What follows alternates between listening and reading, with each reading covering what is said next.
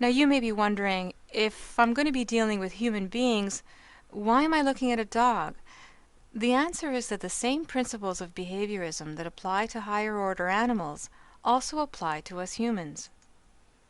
So when it comes to classical conditioning, we aren't that much different from Rover here. We're presenting Rover with a stimulus here, a bell.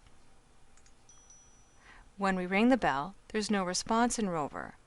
That's because dogs, just like human beings, are not naturally wired to have a response to a bell.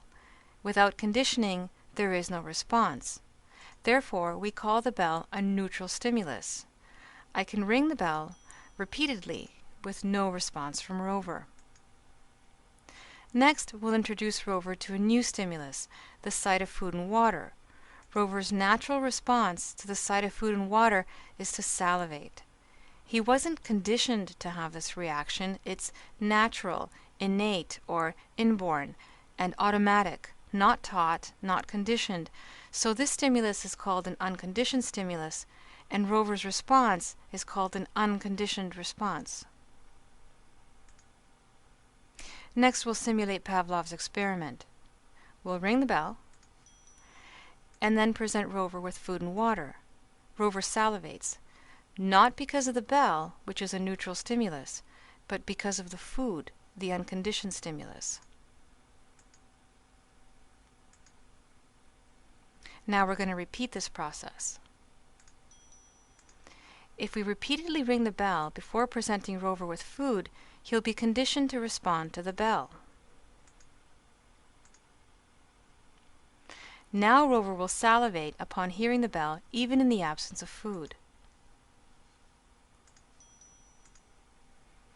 This response has been conditioned.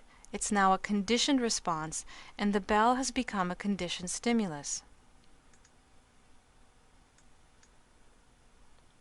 So, to recap, the bell started out as a neutral stimulus. The food was an unconditioned stimulus.